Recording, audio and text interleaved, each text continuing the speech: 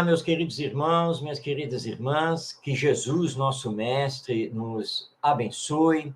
Aqui estamos para dar continuidade a mais um tema do Livro dos Espíritos. Tema, aliás, hoje muito importante, porque afeta o nosso dia a dia, se bem o compreendermos ou mal o compreendermos. Hoje nós vamos desenvolver algumas reflexões sobre o item 872 do Livro dos Espíritos, que tem por título Resumo Teórico do Móvel das Ações Humanas. Ou seja, vamos conversar sobre o livre-arbítrio e a fatalidade. O que é uma coisa, o que é outra, quais são as suas consequências no nosso viver aqui nesta encarnação. Estava aqui recordando de uma companheira de estudos espíritas, que toda vez que nós abordamos o livre-arbítrio, ela usa uma expressão cômica, mas ao mesmo tempo reflexiva, quando ela diz, ai, lá vem esse danado do livre-arbítrio. Esse é um problema. Por que é um problema? Vamos nos questionar. Por que ter livre-arbítrio seria um problema? Bom, para termos a resposta, precisamos, então, entender, à luz do Espiritismo, o que seja o livre-arbítrio. Ele tem o significado de liberdade de pensamento, de expressão e de ação. Ou seja, somos dotados do livre-arbítrio porque temos a liberdade de realizar escolhas. Temos a liberdade para realizar nossas ações quando estamos aqui encarnados. Por que temos essa liberdade? Porque se não a tivéssemos e tudo estivesse predeterminado, não seríamos seres humanos, seríamos robôs. Nada mais do que isso. Mas sabemos perfeitamente que não somos robôs. Somos dotados de consciência, de razão, de livre-arbítrio. Pensamos, elaboramos, refletimos, escolhemos, fazemos, tudo isso com o livre-arbítrio. Mas o que a nossa companheira reclama é da sequência do entendimento. Porque se Deus, Criador de tudo, o Senhor da vida, nos dá o livre-arbítrio, também nos impõe que sempre temos que assumir as consequências das nossas escolhas, das nossas ações. Daí a expressão que ela utiliza. Ah, danado do livre-arbítrio. Mas ele não é culpado de coisa alguma. Se temos que encontrar algum culpado, se temos que nos queixar de alguma coisa ou de alguém, essa queixa tem que ser dirigida a nós mesmos, que fizemos uma opção equivocada. E temos que assumir as consequências. Porque quem faz é quem deve reparar. Aliás, isso corrige um ditado popular muito conhecido aqui no Brasil, quando olhamos para determinada situação envolvendo determinada pessoa e exclamamos, aqui se faz, aqui se paga. Não é assim. O Espiritismo corrige essa expressão e diz que o correto é dizermos, aqui se faz e aqui se repara. Aliás, existe um livro na doutrina espírita muito importante a respeito desse tema, do nosso Gerson Simões Monteiro, com esse título, Aqui se faz, aqui se repara.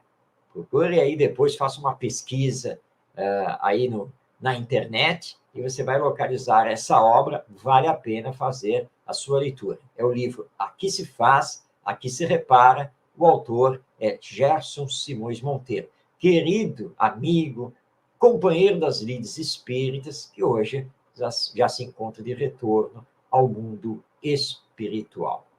Então, o livre-arbítrio não é uma coisa ruim, muito pelo contrário, é algo muito bom, porque é através do seu uso que eu posso, então, alavancar a minha evolução. Mas vamos passar a palavra a Allan Kardec.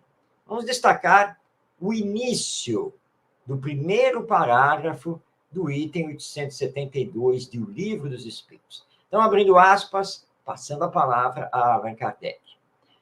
A questão do livre-arbítrio pode resumir-se assim: o homem não é fatalmente conduzido ao mal. Os atos que pratica não estavam escritos. Os crimes que comete não são o resultado de um decreto do destino. Ele pode, como prova e como expiação, escolher uma existência em que se sentirá arrastado para o crime, seja pelo meio em que estiver situado, seja pelas circunstâncias supervenientes. Mas será sempre livre de agir como quiser. Assim, o livre-arbítrio existe no estado de espírito com a escolha da existência e das provas, e no estado corpóreo com a faculdade de ceder ou resistir aos arrastamentos a que voluntariamente estamos submetidos. Ou seja, quando estamos desencarnados no mundo espiritual, fazemos parte do planejamento reencarnatório. E ao fazermos parte desse planejamento, temos a liberdade, o livre arbítrio de escolher os gêneros das nossas provas. E quando reencarnamos, estando aqui no mundo corpóreo, temos o livre arbítrio de resistir ou não às provações que foram escolhidas por nós de livre vontade. Nada nos é imposto. Não existe isso. Isso já estava escrito. O Espiritismo não aceita isso.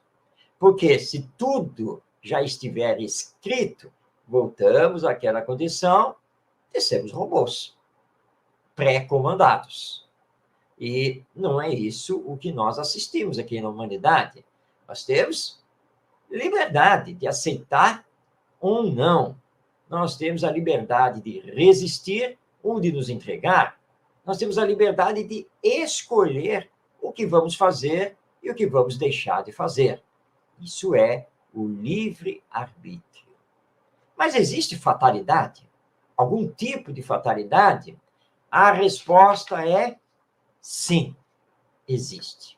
Vamos compreender isso voltando a passar a palavra a Allan Kardec, recordando que é da lei divina que sempre temos que assumir as consequências do uso que fazemos do livre-arbítrio. Então, ainda neste item 872, nos diz Allan Kardec, abrindo aspas, a fatalidade, como vulgarmente é entendida, supõe a decisão prévia e irrevogável de todos os acontecimentos da vida, qualquer que seja a sua importância. Se assim fosse, o homem seria uma máquina destituída de vontade. Para que lhe serviria a inteligência se ele fosse invariavelmente dominado em todos os seus atos pelo poder do destino? Semelhante doutrina, se verdadeira, representaria a destruição de toda a liberdade moral. Não haveria mais responsabilidade para o homem, nem mal, nem crime, nem virtude. Deus, soberanamente justo, não poderia castigar as suas criaturas por faltas que não dependiam delas, nem recompensá-las por virtudes de que não teriam o mérito. Semelhante lei seria ainda a negação da lei do progresso, porque o homem que tudo esperasse da sorte, nada tentaria fazer para melhorar a sua posição, desde que não poderia torná-la melhor nem pior. Então, o Espiritismo rejeita totalmente a fatalidade como um destino previamente escrito, determinado. Ah, você tem que passar por isso e não pode fazer nada. Você tem que se conformar com o que está acontecendo com você, porque esse é o seu karma. Essas frases não pertencem ao entendimento espírita. O espiritismo, muito pelo contrário, referenda a lei de progresso, a lei de evolução. Todos estamos destinados a um dia alcançarmos a perfeição moral e intelectual, o chamado estado de pureza espiritual. Ou seja, eu, você, todos nós, um dia seremos espíritos puros, espíritos perfeitos, tal qual o é Jesus Cristo, que é o nosso guia e modelo. Então, não existe essa fatalidade do tudo já estar pré-determinado, tudo já estar escrito. Deus seria extremamente injusto se assim fosse. Mas existe a fatalidade, por exemplo, da morte. É uma fatalidade. Nenhum ser humano reencarnado escapa da morte. Todos teremos que voltar ao mundo espiritual no devido tempo de cada um. Então, é uma fatalidade. Outra fatalidade é a reencarnação. Não vamos viver sempre no mundo espiritual, a não ser quando atingirmos o estado de perfeição. Mas estamos muito longe disso. Portanto, reencarnar é, desse ponto de vista, uma fatalidade. Todos somos necessitados ainda de termos várias existências corporais pela frente, quer seja aqui na Terra, quer seja em outro mundo, por este universo, dentro da lei de evolução. E existe também a fatalidade de termos que assumir, queiramos ou não, as consequências do uso que fazemos do livre-arbítrio. Se usamos bem o livre-arbítrio, as consequências são boas, que serão geradoras da felicidade, quer seja já aqui neste mundo, quer seja no depois da morte. Agora, se o uso do livre-arbítrio acarretou o mal, tanto para nós como para os outros, é claro que não vamos escolher felicidade, nem paz, mas vamos escolher as justas expiações para podermos, então, reparar o mal que realizamos.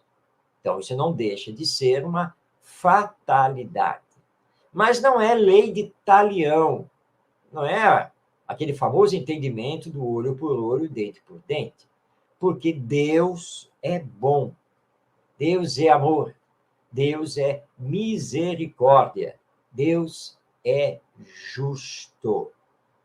E nós temos as encarnações pela frente e podemos pagar, vamos colocar esta palavra entre aspas, né, o nosso débito perante a lei divina parceladamente. Nós nunca reencarnamos tendo que, de imediato, reparar todo o mal que fizemos em encarnação passada. Deus não coloca sobre os nossos ombros um fardo mais pesado do que, de fato, podemos carregar. Por isso, então, Allan Kardec, aqui no item 872 do Livro dos Espíritos, vai então nos dizer, abrindo aspas, a fatalidade não é, entretanto, uma palavra vã. Ela existe no tocante à posição do homem na Terra e as funções que nela desempenha, como consequência do gênero de existência que o seu espírito escolheu, como prova, expiação ou missão. Sofre ele, de maneira fatal, todas as vicissitudes dessa existência e todas as tendências, boas ou más, que lhes são inerentes, sentimentos que se apresentam ao homem como consequência da escolha de existência feita pelo espírito, mas pode não estar no resultado desses acontecimentos, pois pode depender do homem a modificação do curso das coisas, pela sua prudência, e jamais se encontra nos atos da vida moral. Allan Kardec, com a sua lucidez, com o seu raciocínio profundo, nos lembra que escolhemos, antes de reencarnar, o gênero desta existência. E as provas, expiações e missões pela qual queremos passar ou temos que passar. Portanto, o planejamento reencarnatório, ele é feito em linhas gerais. É fatal, porque são escolhas nossas, em conjunto com os espíritos superiores. Aí reencarnamos. Então, sabemos, intuitivamente, e vamos passar por isto ou por aquilo. Sabemos que o que está nos acontecendo não é por acaso, não é fortuito e nem é castigo de Deus sobre nós. Mas que o acontecimento tem a sua razão de ser para o nosso progresso e muitas vezes vinculado ao que fizemos em existências passadas. Agora, como vamos enfrentar esse acontecimento? Como vamos trabalhar a dor e o sofrimento que, porventura, ele nos traga? Como vamos superar esse acontecimento, que pode ser uma prova, pode ser uma expiação? Como vamos cumprir com a nossa missão diante dos desafios existenciais aqui da humanidade? Isso não está escrito, não está determinado, não está planejado. Aí é que entra o livre-arbítrio.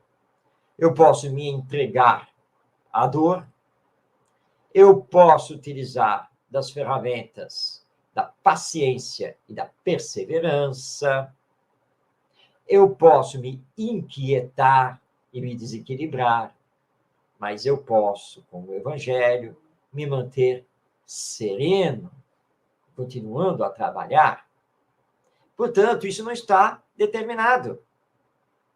Como vamos agir não é fatalidade, é livre-arbítrio. Se conseguirmos nos manter equilibrados, venceremos a prova, cumpriremos a missão, ganharemos a expiação. Do contrário, vamos assumir mais à frente novas consequências do uso, e neste caso do mau uso, que fizemos do livre-arbítrio. Mas se fizermos o bom uso, vamos colher os louros da vitória sobre nós mesmos. Mesmo que não seja ainda nesta existência corporal, mas no retorno ao mundo espiritual, seremos recebidos como vencedores. Teremos imensas alegrias, seremos felizes, mesmo sendo a felicidade ainda relativa, porque estamos longe de chegar ao ponto da perfeição espiritual. Então, livre-arbítrio e fatalidade se conjugam tanto no estado espiritual quanto no estado corpóreo. e vamos assumindo, porque somos espíritos numa experiência humana, corpórea. Então, para deixar claro, o Espiritismo derruba essa questão do tudo já está escrito, tudo já está determinado.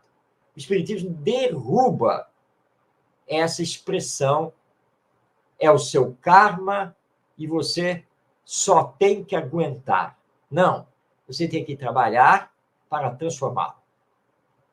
Porque a lei divina é lei de progresso, para fazer com que todos nós saiamos desta categoria, desta classe de sermos espíritos imperfeitos, no mundo de expiações e provas, para chegarmos, então, à classe de espíritos bons, um mundo de regeneração, o mesmo mundo feliz, até finalmente alcançarmos o topo da pirâmide evolutiva, sendo então espíritos puros, espíritos perfeitos, onde então vamos viver mergulhados nas vibrações do amor e espalharemos o amor por toda a criação divina.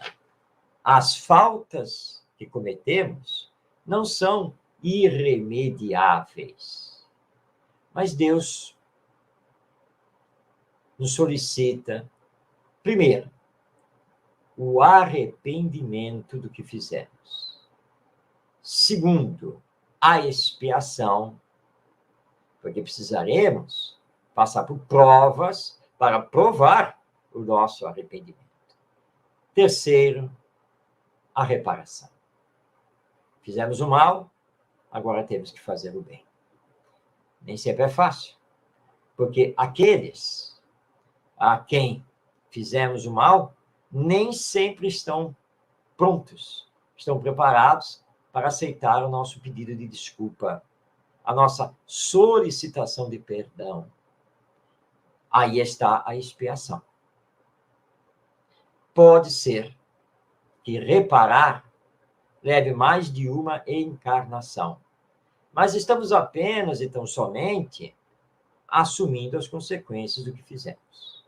Mas na medida em que nos esforçamos, em que nos melhoramos, em que nos aperfeiçoamos, que tomamos o caminho do amor ao próximo e da prática da caridade, automaticamente vamos eliminando as consequências do mal que fizemos no passado. Porque Deus é justo e está vendo o nosso esforço e que não somos mais o mesmo daquela encarnação onde atropelamos os nossos irmãos e acabamos espalhando o mal.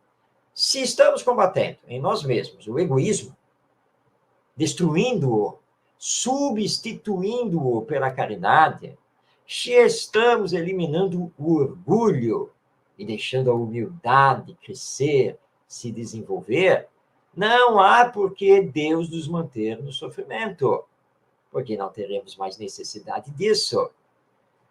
Pagamos, entre aspas, reparamos o mal cometido através da prática do bem. Então, esse é o móvel das ações humanas. Somos nós mesmos que escolhemos fazer o bem ou fazer o mal. Progredirmos ou ficarmos estacionados. Bem aproveitarmos a oportunidade reencarnatória ou não. Deus nada tem a ver com isso. Ele não é culpado por nenhum problema, por nenhuma dificuldade pela qual estejamos passando. Deus nos ama. Quem ama não castiga, mas providencia sempre uma nova oportunidade. Então ele olha para nós e diz assim: filho, olha só, por teimosia, por egoísmo, por orgulho e também por ignorância, você, há várias encarnações, tem feito o mal. Seu progresso está muito lento. Entretanto, eu vou lhe dar nova oportunidade, porque eu quero o seu bem. Eu quero que você progrida, mas você não poderá escapar de alguns sofrimentos, de algumas expiações, pelo acúmulo do mau uso que você tem feito do livre-arbítrio. Então, sua próxima encarnação não poderá ser um mar de rosas, de facilidades. Você não conseguiu, até hoje, compreender o amor. Mas você haverá de compreender, mas o caminho será a dor. Não porque eu estou lhe castigando, não. Mas porque agora você tem que assumir as consequências de tudo que andou fazendo. Não é possível deixar que você tenha uma vida mansa, toda tranquila, quando você não merece. Você não tem o merecimento para isso. Vamos, então, a partir de agora, planejar a sua próxima encarnação e fica você sabendo que não terá como escapar agora de assumir determinadas consequências de tudo que você andou semeando. Isso é da minha lei. A cada um é dado segundo as suas obras. O semeador tem sempre que colher aquilo que semeia. Você já deve ter ouvido falar disso, porque são ensinos do nosso Mestre Jesus. E foi muito claro: a cada um é dado segundo as suas obras, nem mais, nem menos. E o Espiritismo, ao nos trazer a realidade de que somos espíritos imortais e que temos pela frente a reencarnação, e que o projeto divino é fazer com que cheguemos à perfeição, o Espiritismo, então, nos entrega ferramentas muito importantes para que possamos quebrar, cortar uma espécie de ciclo vicioso do mau uso do livre-arbítrio. Porque o potencial divino está conosco. E podemos, pelo querer, pela força de vontade, acionar esse potencial divino, desenvolvendo as virtudes. Então, se a sua vida está difícil, está cheia de dificuldades, de problemas, utilize as ferramentas da oração, da compreensão, da paciência, da perseverança, compreendendo que essas dificuldades, que todos esses problemas são apenas e tão somente oportunidades de aprendizado, oportunidades de reparação do passado, oportunidades de reconstrução de si mesmo. Utilize o livre-arbítrio, a sua liberdade de pensar e de fazer, para escolher um novo caminho. O caminho do amai-vos uns aos outros. O caminho do perdão das ofensas. O caminho da semeadura do bem, da prática da caridade. E aí você sai da condição de provação, de expiação, para adentrar a condição de missão a cumprir aqui na Terra, na transformação moral que precisamos realizar. Transformação nossa e também da humanidade. Esse é o entendimento que o Espiritismo nos entrega e que Allan Kardec estudou tão bem no item 872 do Livro dos Espíritos, ao nos trazer o resumo teórico do móvel das ações humanas. Esse item 872, ele é muito importante, mas, na verdade, ele é o encerramento do capítulo 10 do Livro dos Espíritos, da sua terceira parte, que estuda a lei de liberdade. Então, para uma compreensão ainda mais profunda sobre livre-arbítrio e fatalidade, convidamos a você para a leitura e a meditação completa do capítulo sobre a lei de liberdade em O Livro dos Espíritos. Eram estas as reflexões que nos propomos a trazer aqui e vamos refletir realmente bastante, mas não fiquemos apenas nas reflexões mentais e filosóficas, compreendendo o ensino do Espiritismo sobre o livre-arbítrio e a fatalidade, coloquemo-nos em ação para apresentar ao mundo o amor e a caridade e, assim, darmos um salto na nossa evolução, porque podemos, sim, chegar mais rapidamente à perfeição. É uma questão de querer e de fazer. Um grande abraço a você, paz no seu coração, continuemos a estudar a doutrina espírita e lembrando que não somos abandonados, os bons espíritos estão conosco, nos auxiliando. E não esqueça, através da oração, de, se for o caso, solicitar a ajuda, não apenas desses bons espíritos, mas do seu anjo da guarda, um espírito superior que tem a missão de velar por nós. Até uma próxima oportunidade, continuando o estudo de O Livro dos Espíritos. Paz em seu coração.